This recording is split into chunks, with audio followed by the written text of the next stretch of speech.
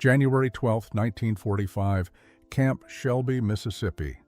The transport truck rumbled through the main gates of the prisoner of war facility just as the sun began its descent behind the pine forests. The truck came to a halt with a metallic groan. American guards began unfastening the canvas covering, and cold Mississippi air rushed in. It was nothing like the bitter cold of a German winter, but to women who had spent weeks in unheated transport ships and trains, even this mild chill cut through their thin uniforms. Thea helped the woman beside her. Captain James Morrison, the officer in charge of the women's section of Camp Shelby, stood waiting as the prisoners climbed down from the truck. He had been briefed about this unusual group. Unlike the male prisoners who filled the rest of the camp, these women presented unique challenges. They needed separate housing, different security considerations, and perhaps most importantly, they needed someone who understood that, despite wearing enemy uniforms, they were still human beings far from home. The women were led through the camp in single file, their worn boots crunching against gravel paths.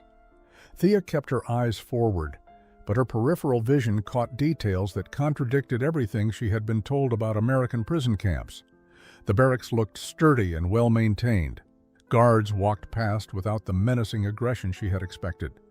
One even nodded politely as they passed, as if they were simply new arrivals rather than enemy prisoners. The women's section occupied a corner of the larger facility, separated by additional fencing, but not isolated. 3 wooden barracks had been prepared for them, each capable of housing 15 women. Inside, Thea found rows of metal bunks with actual mattresses, thin but present. There were blankets folded at the foot of each bed. A wood-burning stove sat in the center of the room, not yet lit, but ready for use. Elfrida stood beside her bunk, running her fingers across the rough wool blanket as if she couldn't quite believe it was real. In the holding facility in France, they had slept on concrete floors with nothing but their coats for warmth. On the ship crossing the Atlantic, they had been packed into cargo holds where the cold seeped through every layer of clothing they possessed. Annalisa claimed a bunk near the stove, already calculating the best position for warmth during Mississippi's winter nights. Her practical mind, trained in logistics and supply management, automatically assessed their new environment. The barracks had windows with actual glass. The roof appeared sound. There were latrines nearby, basic but functional. By the standards of what they had endured over the past months, this place was almost luxurious. Lieutenant Sarah Williams, one of the few female officers assigned to Camp Shelby, entered the barracks carrying a clipboard. She was a tall woman with kind eyes and a no-nonsense manner that reminded Thea of her school teachers back in Munich. Through a translator, Lieutenant Williams explained the camp rules, the daily schedule, and what would be expected of them. But Thea found it difficult to concentrate on the words. Her mind kept drifting back to that smell of cooking food. How long had it been since she had eaten anything substantial? The rations in France had been meager, barely enough to sustain life. On the transport ship, they had received thin soup and hard bread once a day. She had grown accustomed to the constant hollow feeling in her stomach, the weakness in her limbs, the way her thoughts sometimes became fuzzy from lack of nourishment. She looked around at her fellow prisoners and saw the same gauntness reflected in every face. Elfrida's cheekbones protruded sharply beneath her pale skin. Annalisa's wrists looked like they might snap under the slightest pressure. They were all shadows of whoever they had been before the war, before the retreat, before the capture. Lieutenant Williams finished her speech and left them to settle in. The women moved slowly, unpacking their few possessions, claiming their spaces. No one spoke much. They were too tired, too uncertain, too overwhelmed by this strange new reality to find words that might make sense of it all. Evening approached, and with it came an announcement that would change everything.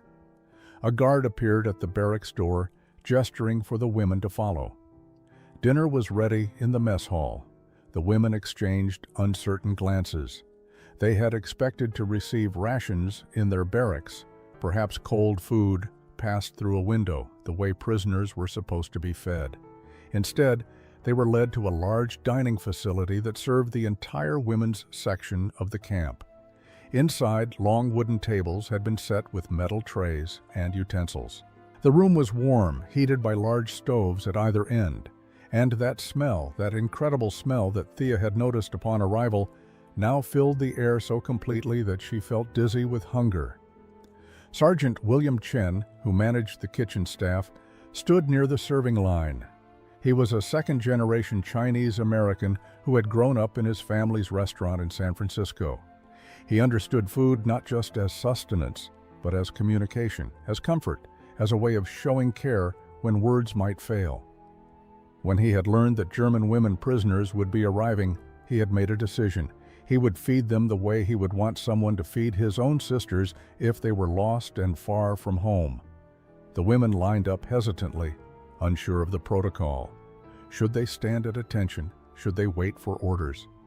But the American staff simply gestured them forward with encouraging smiles.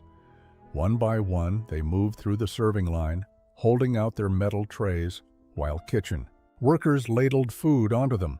Thea stared at her tray in disbelief. A thick piece of bread, actual white bread, still warm from the oven, a serving of green beans that looked fresh, not canned or wilted. And in the center of her tray, filling the largest compartment, a generous portion of beef stew. She could see chunks of actual meat, potatoes, carrots, and rich brown gravy that steamed in the cool air. Elfrida stood frozen at the end of the serving line, her tray trembling in her hands. The young medical assistant had worked in field hospitals where she had watched soldiers and civilians alike slowly starve. She had learned to ignore her own hunger, to function on whatever scraps were available. But confronted with this abundance, something inside her cracked. Annalisa found a seat at one of the long tables, her eyes never leaving the food on her tray. Around her, other women were sitting down, but none of them had begun eating yet. They seemed paralyzed by the sight of so much food, by the smell of it, by the impossibility of what they were seeing. In Germany, even before the war had turned desperate, they had not seen meals like this. During the war, such abundance had become nothing but a distant memory. The American guards and staff watched quietly, giving the women space to process this moment. Thea lifted her spoon with a hand that shook so badly she almost dropped it. The metal felt heavy in her grip, or perhaps it was simply that she had grown so weak that even this small implement seemed to require enormous effort. She dipped the spoon into the beef stew, watching as thick gravy coated the utensil. A piece of tender meat clung to the spoon along with chunks of potato and carrot. She brought it to her lips and tasted it. The flavor exploded across her tongue with such intensity that she gasped. It was hot, truly hot, not lukewarm or cold, like everything she had eaten for months. The meat was tender and seasoned with herbs she couldn't identify, but which tasted like something her mother might have cooked in their Munich kitchen a lifetime ago. The vegetables were soft, but not mushy, cooked with care by someone who understood food. Around her, other women were having their first bites. The room remained eerily silent except for the quiet sounds of spoons against metal trays. No one spoke. No one made eye contact. Each woman seemed locked in her own private experience of this meal, this impossible abundance that contradicted everything they had come to expect from their new reality as prisoners. Elfrida took her second spoonful and felt something shift inside her chest. It started as a tightness, a pressure building behind her breastbone. She tried to focus on eating, to be practical, and simply consume the nourishment her body desperately needed. But the third spoonful brought tears to her eyes. By the fourth, she was crying openly, tears streaming down her cheeks and dripping onto the tray in front of her. She wasn't alone. At tables throughout the mess hall, women were beginning to break down. Some cried silently, tears flowing while they continued to eat mechanically. Others sobbed aloud, their shoulders shaking with the force of emotions they had suppressed for so long. A few put down their spoons entirely, overwhelmed by feelings they couldn't name or control. Annalisa found herself weeping into her beef stew, unable to stop even though part of her mind recognized the absurdity of it. She was crying over food, simple, basic food that any American soldier probably ate without a second thought. But for her, for all of them, this meal represented something far more profound than mere sustenance. It was the first act of genuine kindness they had experienced in longer than they could remember.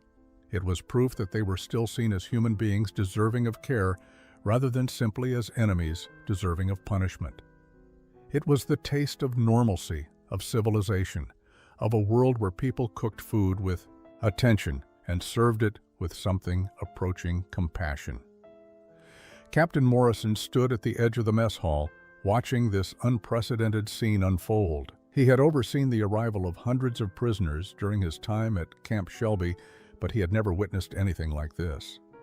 Sergeant Chen moved quietly between the tables, a large pot in his hands. He had seen the tears, the trembling shoulders, the way these women clutched their spoons like lifelines. His instinct told him to give them space, to let them process whatever emotions were surfacing.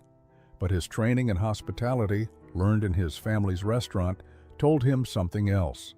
These women needed more than space. They needed to understand that this wasn't a trick, that the kindness was real and would continue.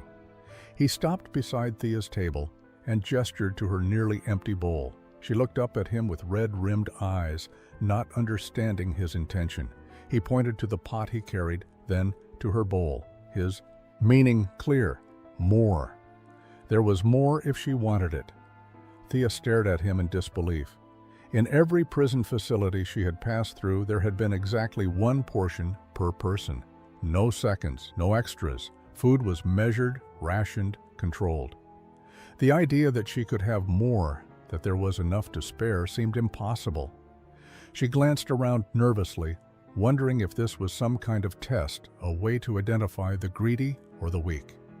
But Sergeant Chen simply waited patiently, the ladle poised above her bowl. Finally, she nodded, unable to form words. He filled her bowl again, this portion as generous as the first, and moved on to the next woman. As he progressed through the mess hall, offering seconds to anyone who wanted them, the crying intensified. The simple act of abundance, of having enough and then more than enough, broke through defenses that months of hardship had erected. Elfrida accepted a second helping and found herself sobbing so hard she could barely eat it. The young woman beside her, a former clerk named Rosa, reached out and gripped her hand. They sat like that. Two strangers united by their uniforms and their captivity, holding hands while they cried and ate simultaneously. The combination felt absurd but also necessary, as if their bodies needed to release years of tension while their stomachs finally received proper nourishment. Annalise forced herself to eat slowly despite her body's screaming hunger. Her medical training, limited though it was, warned her about the dangers of eating too much too quickly after prolonged starvation. She had seen soldiers and civilians become violently ill when they suddenly had access to rich food after extended periods of deprivation. But even knowing this, it took all her willpower not to devour everything on her tray in desperate gulps. The bread was particularly overwhelming. She tore off small pieces, placing them on her tongue and letting them dissolve slowly. The texture was soft and yielding, nothing like the hard, moldy bread they had received on the transport ship. Someone had baked this bread today, perhaps even this afternoon. Someone had taken flour and yeast and water and created something wonderful, then given it to enemy prisoners without hesitation. Lieutenant Williams approached one of the tables where several women sat crying inconsolably. Private Daniel McCarthy had been assigned to guard duty at the women's section despite his initial reluctance. A farm boy from rural Georgia, he had never been around foreign women and wasn't sure how to handle prisoners who spoke no English and looked at him with a mixture of fear and defiance. But watching these women break down over a simple meal stirred something in him that transcended his discomfort. He noticed one woman sitting alone at the end of a table, her food untouched while tears streamed silently down her face. She was older than most of the others, perhaps in her early 30s, with dark circles under her eyes that spoke of exhaustion beyond mere physical tiredness. Private McCarthy recognized that look. His own mother had worn it during the worst years of the Depression when keeping the farm meant going hungry more often than not. He approached her carefully, aware that his presence might frighten her, but she didn't look up, didn't seem to notice him at all. She simply stared at the food on her tray as if it were something she couldn't quite comprehend. He gestured to Lieutenant Williams, who came over with the German-speaking translator they had brought in from a nearby university. Through the translator, they learned her name was Margaret, and she hadn't eaten anything substantial in 6 weeks. She had been sick during most of the transport, unable to keep down even the meager rations provided. Now, confronted with real food, her body and mind seemed to have shut down completely. She wanted to eat, needed to eat, but couldn't make herself begin. Private McCarthy sat down across from her, something technically against protocol, but which felt necessary in the moment. He picked up his own dinner tray, which he had brought with him for his meal break, and began eating slowly. He took a bite of stew, chewed thoughtfully, swallowed. Then he tore off a piece of bread and ate that too. He was showing her, in the most basic way possible, that the food was safe, real, and meant to be consumed. Margaret watched him with hollow eyes.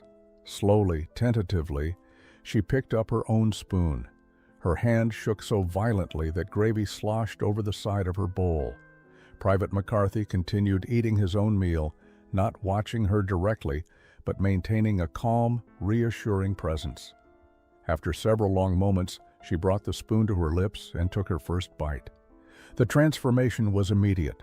Her eyes widened, then filled with fresh tears. She took another bite, then another, and suddenly she was eating with desperate intensity, as if afraid the food might vanish if she didn't consume it quickly enough. Private McCarthy caught Lieutenant Williams's attention and nodded toward Margaret, silently communicating that someone should monitor her to make sure she didn't make herself sick.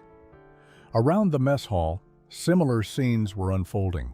Guards and staff members who had initially maintained their professional distance found themselves drawn into these moments of profound human need. That night, after the women had been escorted back to their barracks, sleep came slowly despite their exhaustion. Thea lay on her bunk, her stomach fuller than it had been in months, and found herself transported back to memories she had tried to suppress. She remembered the winter of 1943 in Munich, when the rations had been cut again and again. Her mother had worked miracles with turnips and potatoes, stretching meager supplies to feed a family of 5. By 1944, even those desperate meals had become luxuries. Thea had joined the POW, Women's Auxiliary Corps, partly out of patriotic duty, but also because it meant regular meals, however sparse. The military fed its personnel before civilians, and she had watched her younger siblings grow thin while she received her soldier's ration. The guilt had eaten at her, but she had told herself it was temporary, that victory would bring abundance back to Germany. Instead, victory had moved further away with each passing month. The rations had grown smaller. The bread had been mixed with sawdust to make it stretch further. The soup had been mostly water with a few floating vegetables. And, through it all, the propaganda had insisted that Germany was winning, that the enemy was suffering worse, that sacrifice now would mean glory later. Elfrida stared at the ceiling of the barracks, her mind replaying the evening's meal in vivid detail. She had worked in a field hospital near Nuremberg, where she had watched soldiers and civilians alike waste away from malnutrition. She had held the hands of young men who weighed less than children, their bodies consuming themselves from the inside out. She had learned to ignore the constant growling of her own stomach, to function on adrenaline and duty when food was scarce. The medical staff had received slightly better rations than the patients, but even those had been inadequate. She remembered eating her daily portion of bread in tiny bites, making it last as long as possible, trying to trick her body into feeling satisfied.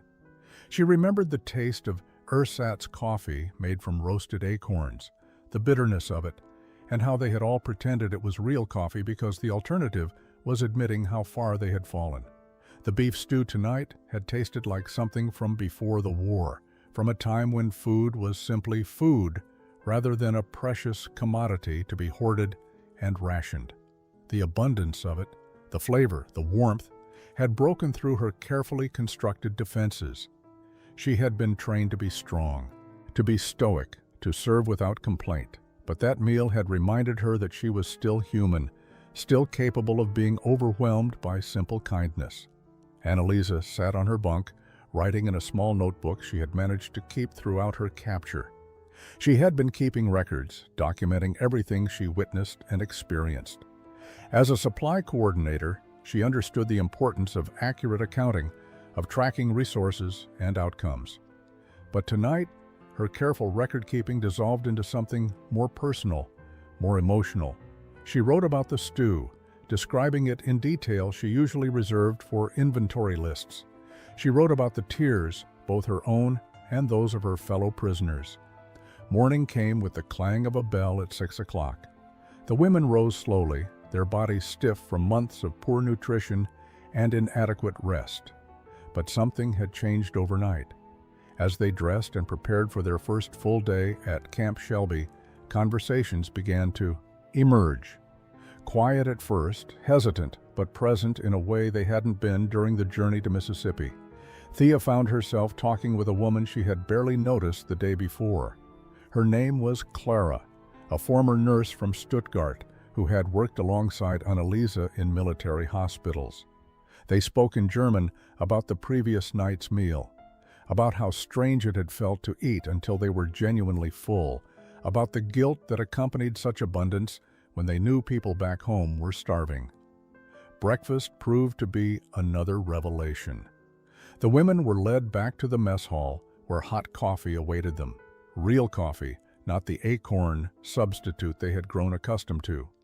Alongside it came oatmeal with brown sugar, scrambled eggs, toast with butter and jam. Elfrida stood in the serving line, her tray filling with more food than she would have seen in a week in Germany, and felt tears threatening again. But this morning she managed to control them.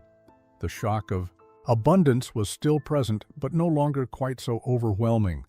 She was beginning to understand that this wasn't a single act of kindness, but a pattern, a standard. This was how American prisoners were fed, routinely, daily, without ceremony or special occasion. The realization was almost more difficult to process than the previous night's emotional breakdown. Sergeant Chen watched the women eat with a cook's satisfaction. He had been up since 4 in the morning preparing breakfast for over 300 people across different sections of the camp. But he paid special attention to the women's section, making sure portions were generous, that the coffee was hot, that everything was prepared with care. His grandmother had taught him that food was more than sustenance. It was communication, comfort, connection. After breakfast, Lieutenant Williams assembled the women in the yard outside their barracks. Through the translator, she explained the camp's daily routine. There would be work assignments suited to their skills and training. Medical personnel would assist in the infirmary. Those with clerical experience would help with administrative tasks. Others would work in the kitchen, the laundry, or maintaining the camp facilities. They would be paid a small wage according to Geneva Convention requirements, though the amount was modest. But first, she explained, they would receive medical examinations to assess their overall health and ensure they received any necessary treatment. The women exchanged nervous glances. Medical examinations meant being vulnerable, being seen, being judged on their condition. Many of them knew they were severely underweight, that months of deprivation had taken a visible toll on their bodies. Thea was among the first group called for examination. She followed a guard to the camp infirmary, a clean, well-lit building that smelled of antiseptic and something else, something sweet she couldn't identify. Inside, she met Dr. Elizabeth Warner, one of the few female physicians in the U.S. Army Medical Corps. Dr. Warner was in her 40s, with gray-streaked hair and kind eyes behind wire-rimmed glasses. Sergeant William Chen had grown up believing that food could bridge any divide. His parents had immigrated to San Francisco in 1921, opening a small restaurant that served both Chinese and American customers. He had learned to cook in that kitchen, watching his father adjust recipes to suit different palates, finding ways to make unfamiliar ingredients taste like home to people far from their birthplaces. When he had been drafted in 1943, he had expected to end up in combat. Instead, his culinary skills had landed him in the Army's food service program. He had been trained in mass cooking, in nutrition, in managing supplies, and feeding hundreds of soldiers efficiently. But he had never forgotten his father's essential lesson that food prepared with care could communicate respect, dignity, and compassion, even without words. The arrival of German women prisoners had presented him with an unexpected challenge. These weren't American soldiers he was feeding. They were enemies, technically, people whose country had started a war that had killed millions. Some of his fellow staff members had suggested that prisoners should receive minimal rations, basic sustenance, and nothing more. After all, hadn't Germans treated Allied prisoners poorly? Didn't they deserve the same treatment in return? But Sergeant Chen couldn't bring himself to view it that way. He saw women who looked like they had been starving for months, maybe years. He saw exhaustion and fear and desperation in their faces. And he remembered his grandmother's stories about being treated as less than human because of where she came from, how she looked, what language she spoke. He couldn't perpetuate that kind of cruelty, regardless of uniforms or national allegiances. So he had made beef stew, not the watered-down, barely flavored version that might have satisfied minimum requirements, but real stew made with quality ingredients and attention to flavor. He had used actual beef, not scraps or gristle. He had added vegetables that were fresh, not canned or wilted. He had seasoned it properly, creating something that would taste like comfort and care rather than obligation. Watching the women break down the previous night had confirmed his instincts. They weren't hardened soldiers or Nazi ideologues. They were young women who had been caught up in circumstances beyond their control, who had suffered deprivation and trauma, who needed basic human kindness as much as they needed food. This morning, he had prepared breakfast with the same philosophy. The oatmeal was properly cooked, not lumpy or burnt. The eggs were fresh, scrambled with real butter. The coffee was strong and hot, made from actual coffee beans rather than substitutes. He knew that every meal he prepared for these women was an opportunity to communicate something important, to show them that America's strength came not from cruelty, but from its ability to maintain humanity even toward enemies. Private McCarthy had sought him out after breakfast, wanting to talk about what had happened the previous night. The young Georgian was clearly struggling with his own reactions, trying to reconcile his hatred of Germany with his compassion for these particular Germans. "Sarge," he had said quietly, "I thought I'd feel different about feeding them. Thought I'd resent it, you know?" Dr. Warner's examination of Thea was thorough but gentle. She measured height and weight, noting numbers that made her frown with concern. Thea weighed 93 pounds at 5 feet 6 inches tall. Her ribs were visible beneath her skin, her collarbones protruded sharply, and her arms looked like they might snap under pressure. The doctor checked her reflexes, listened to her heart and lungs, examined her hair and nails for signs of nutritional deficiency. Through the translator, Dr. Warner asked questions about Thea's medical history, about what rations she had received over the past year, about any illnesses or injuries she had suffered. Thea answered as honestly as she could, describing the progressive deterioration of food quality and quantity in Germany, the near-starvation conditions during the retreat through France, the inadequate rations on the transport ship. The doctor made notes on her clipboard, her expression neutral, but her eyes conveying something that looked like sympathy. When the examination concluded, she spoke through the translator with careful deliberation. Thea was severely malnourished, but not beyond recovery. She would need time, proper nutrition, and rest to regain her health. The sudden abundance of food needed to be approached carefully to avoid overwhelming her digestive system, which had adapted to chronic deprivation. Similar examinations were conducted throughout the morning. Elfrida learned she weighed 87 pounds, dangerously underweight for her 5'4" frame. Annalisa, taller and naturally larger boned, still weighed only 108 pounds. Every single woman examined showed signs of malnutrition, ranging from moderate to severe. Dr. Warner compiled her findings into a comprehensive report that would shock Captain Morrison when he read it later that afternoon. But the physical examinations revealed more than just nutritional deficiency. They showed the human cost of prolonged deprivation, the way bodies adapted and survived, but at tremendous expense. Several women had lost teeth. Others showed signs of scurvy from lack of vitamin C. Many had irregular heartbeats, thinning hair, brittle nails, and skin conditions caused by vitamin deficiencies. Dr. Warner met with Sergeant Chen after completing the examinations. She explained that while the women needed substantial nutrition to recover, their systems couldn't handle too much. Rich food too quickly. They needed to gradually increase their caloric intake over several weeks, focusing on nutrient-dense foods that would rebuild their depleted reserves without overwhelming their compromised digestive systems. Sergeant Chen listened carefully and began planning modified menus. He would continue providing generous portions, but adjust the recipes to be less rich initially. More vegetables, leaner proteins, easily digestible starches. As the women's bodies adapted and strengthened, he would gradually introduce richer foods.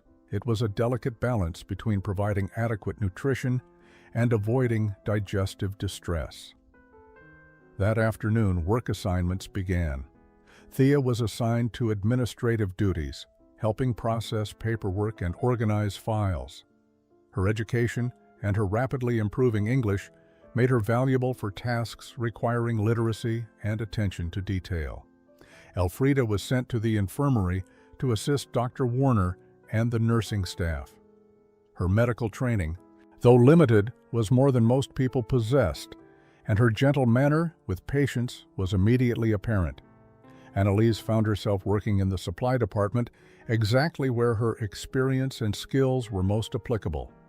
Evening brought another substantial meal: roasted chicken with potatoes and green beans, fresh bread with butter, and for dessert, apple cobbler that made several women weep again. But this time, the tears were quieter, more controlled. They were beginning to adapt to abundance, though the guilt that accompanied it remained sharp and present. After dinner, Lieutenant Williams announced that the women would be allowed to write letters home. The International Red Cross would facilitate delivery through neutral channels, though she cautioned that mail service to Germany was unreliable at best. Many letters never arrived. Responses, if they came at all, might take months, but for women who had no way of knowing whether their families were alive or dead, the possibility of contact was precious beyond measure. Thea returned to her bunk with paper and pencil, staring at the blank page for nearly an hour before she could bring herself to write. What could she possibly say? How could she explain where she was, what she was experiencing, without revealing the uncomfortable truth that she was being treated better as an American prisoner than she had been as a German soldier? She finally began writing to her mother, keeping her language careful and neutral. She explained that she had been captured and was now in a prisoner of war camp in America. She was safe and healthy. She hoped everyone at home was managing as well as possible. She asked for news about her siblings, about neighbors, about anyone who might still be there. She didn't mention the food or the kindness or the way her entire understanding of America was being challenged by daily reality. Elfrida wrote to an aunt in Nuremberg, the only family member she thought might still be at the same address. Her parents had been killed in an air raid in 1944, and her younger brother had been conscripted into the Wehrmacht and disappeared somewhere on the Eastern Front. The aunt was elderly and had no other family. Elfrida wrote cheerfully, trying to provide comfort and hope, but her tears spotted the paper as she described how much she missed home. Annalisa wrote to no one. She had received word through the Red Cross months ago that her entire family had perished when their neighborhood in Stuttgart was destroyed by Allied bombing. She had no one waiting for her in Germany, no one who would care whether she survived the war or not. The realization had been devastating at the time, but now it carried a different weight. Without family ties pulling her back, she was free to consider possibilities she might not have otherwise entertained. Around the barracks, women wrote with varying degrees of hope and despair. Some poured their hearts onto paper, desperate to connect with loved ones they might never see again. Others wrote brief, factual letters that revealed nothing of their emotional state. A few, like Annalisa, wrote nothing at all because there was no one left to write to. Private McCarthy collected the letters later that evening, promising they would be processed through proper channels. As he gathered the envelopes, he noticed how many of them were tear-stained, how the handwriting wavered with emotion. These women were trying to reach across an ocean and through a war to touch home one more time. The following days established a routine that began to feel almost normal. Wake at 6, breakfast at 7, work assignments from 8 until noon, lunch, more work until 5, dinner at 6, free time until lights out at 10. The women adapted to the schedule quickly, grateful for the structure and the sense of purpose that came with useful work. But conversations during meals and free time began to reveal uncomfortable truths that many of the women had been avoiding. As their English improved through daily interaction with American staff, they started asking questions about what they were eating, where the food came from, how much was typically available. The answers shocked them. Thea learned that the meals they were receiving represented standard American military rations, not special treatment for prisoners. Every soldier in the U.S. Army ate similar food. Moreover, American civilians back home, despite wartime rationing, had access to far more food than Germans had seen even before the war intensified. The propaganda about America suffering under deprivation, about their economy collapsing, about their people starving, had been complete fabrications. Elfrida asked Dr. Warner during one of her shifts in the infirmary about American food production. The doctor explained that America's agricultural system was so efficient that the country produced more than enough to feed its own population while also supplying food to Allied forces around the world. The shortages that Germans had been told were crippling. America simply didn't exist on any comparable scale. The realization was deeply unsettling.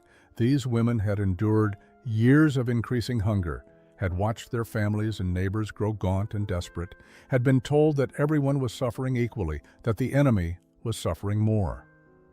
Now they were discovering that the suffering had been largely one-sided, that Germany's population had been systematically starved while being told lies about the abundance that existed elsewhere. Annalise, with her supply management background, began asking more detailed questions about American logistics. How did they transport so much food? How did they store it? How did they ensure quality and prevent spoilage? The American staff, surprised by her technical interest, provided answers that revealed a level of organizational sophistication and resource abundance that made Germany's supply system look primitive by comparison. One evening, Sergeant Chen invited several of the German women into the kitchen to help with dinner preparation. It was partly practical. He needed extra hands during a busy period, but also educational. He wanted them to see exactly what went into creating their meals, to understand that the abundance wasn't magic, but the result of good systems and adequate resources. Thea found herself peeling potatoes alongside Private McCarthy, who had become something of a friendly presence in their daily lives. He talked while they worked, describing his family's farm in Georgia, how they grew crops, raised livestock, sent food to markets throughout the South. His descriptions of ordinary American agricultural life revealed productivity that would have seemed miraculous in wartime Germany. February brought warmer weather to Mississippi, and with it, subtle changes in the dynamics between prisoners and guards. The rigid formality of the first weeks began to soften as daily interactions created unexpected friendships. Thea found herself looking forward to morning shifts in the administrative office, where she worked alongside Corporal Jennifer Hayes, a secretary from Ohio, who spoke slowly and clearly to help Thea improve her English. They communicated through a mixture of words, gestures, and gradually genuine conversation. Corporal Hayes told stories about her hometown, about her family's business, about why she had joined the military. Thea listened, learning not just English vocabulary but American perspectives, American values, American ways of understanding the world. In return, she began sharing her own stories, carefully at first about Munich before the war, about her family, about the life she had known before everything changed. Elfrida's work in the infirmary brought her into daily contact with Dr. Warner, whose patient teaching transformed the young German woman's basic medical knowledge into more sophisticated skills. The doctor treated her not as an enemy prisoner, but as a student, explaining procedures, demonstrating techniques, trusting her with increasingly complex responsibilities. This trust meant more to Elfrida than any words of kindness could have conveyed. One afternoon, an American soldier was brought into the infirmary with a badly sprained ankle. He was young, perhaps 19, and clearly nervous about being treated by a German prisoner. But Elfrida's gentle efficiency, as she helped Dr. Warner wrap his ankle, gradually eased his tension. By the end of the treatment, he thanked her directly, his eyes reflecting surprise at finding compassion from someone wearing an enemy uniform. Annalisa discovered that her supply management skills made her indispensable to the camp's logistics operations. Lieutenant Charles Weber, who oversaw supply distribution, began relying on her organizational abilities and attention to detail. She redesigned their inventory system, implemented more efficient tracking procedures, and identified ways to reduce waste. Her contributions were acknowledged not with grand praise but with increasing responsibility, which she valued far more. The meals continued to serve as focal points for connection and transformation. Sergeant Chen expanded his informal cooking lessons, showing interested prisoners how to prepare various American dishes. Thea learned to make cornbread, a Southern staple she had never encountered before. The process of measuring, mixing, baking, and then sharing the results with others created moments of normalcy that transcended their circumstances. Private McCarthy brought his harmonica to the mess hall one evening and played folk songs while the women ate dinner. The music created an atmosphere of relaxation and community that felt almost impossible given the reality of their situation. Several German women began humming along, and one boldly asked if she could try playing the instrument. McCarthy handed it over without hesitation, and soon they were taking turns producing terrible sounds and laughing together at their collective lack of musical talent. These small moments accumulated into something larger. Trust built gradually through shared work, shared meals, shared laughter. The women began to see their American captors not as abstract enemies, but as individual people. March brought news from Europe that forced the women to confront truths they had been avoiding. As Allied forces pushed deeper into Germany, reports began filtering back about what they were discovering: concentration camps, mass graves, industrial-scale atrocities that defied comprehension. The American newspapers available in the camp library carried photographs and accounts that made Thea physically ill when she read them. She sat at one of the library tables, staring at images from Bergen-Belsen, from Dachau, from places she had never heard of, but which apparently existed in the country she had proudly served. Her hands trembled as she read descriptions of systematic murder, of deliberate starvation, of cruelty so profound it seemed impossible that human beings could inflict it on other human beings. Elfrida found her there, tears streaming down both their faces as they looked at the evidence of what their country had done. They had known the war was brutal. They had seen suffering up close in field hospitals and during the chaotic retreat. But this was something different, something planned and executed with bureaucratic efficiency. This wasn't the fog of war or the heat of battle. This was calculated evil on a scale neither of them could have imagined. Other women gathered around the newspapers, their reactions ranging from shock to denial to anguished guilt. Some insisted the reports must be exaggerated, that Allied propaganda was making things look worse than they were.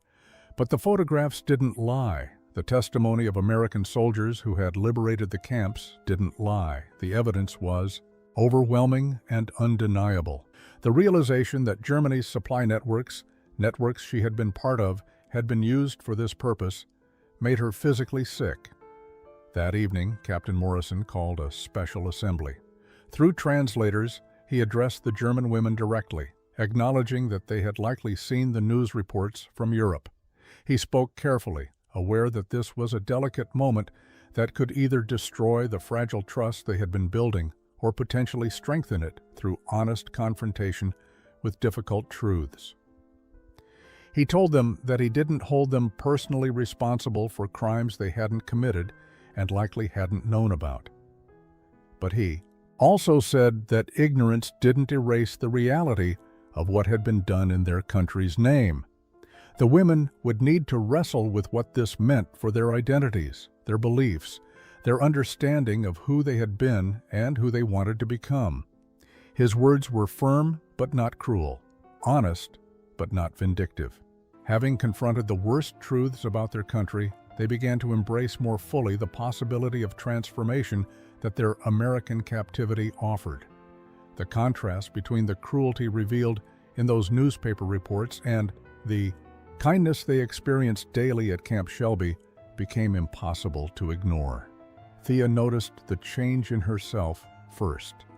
She caught her reflection in a window one morning and realized she was smiling. Actually smiling, not the tight-lipped grimace she had worn for months, but a genuine expression of something approaching contentment.